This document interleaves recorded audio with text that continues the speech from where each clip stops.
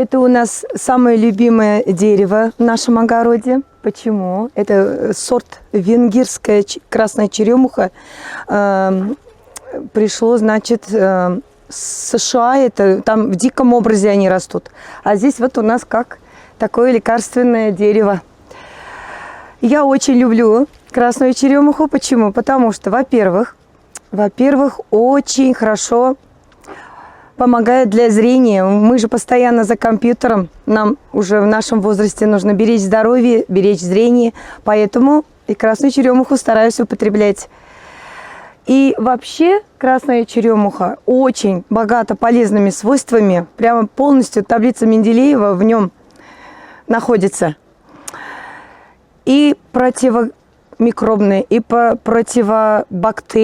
бактерицидная, и противовоспалительная, и 100% подавляет раковые клетки даже.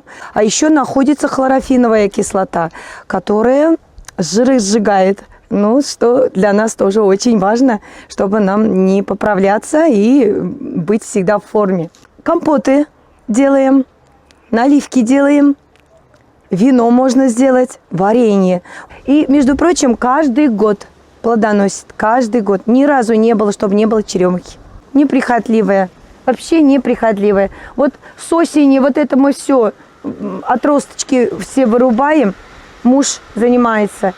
И вот опять появляются новые отростки. Банки сначала стерилизую. Потом, значит, на плоды ложим. Это где-то, наверное, грамм 200-250 плоды. Можно с яблоками, можно с малиной, можно с вишней, хоть как. Комбинирую, как хочу. Все у меня разные всегда баночки. Затем заливаю кипятком. Кипяток скипячу в этом кастрюльке. Потом туда песочек, тоже 200 грамм, вот такой вот чашечкой.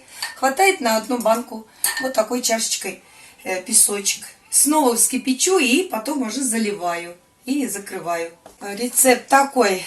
Килограмм красной черемухи, полкилограмма яблок.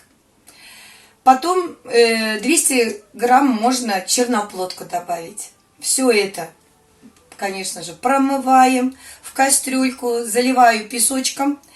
Килограмм песка тоже. И это кипятим. И потом через сито, чтобы вот эти вот ядрышки от черемухи не было, через сито я ядрышки собираю. И потом уже как бы получается такое вкусное, оно такого темного цвета варенье.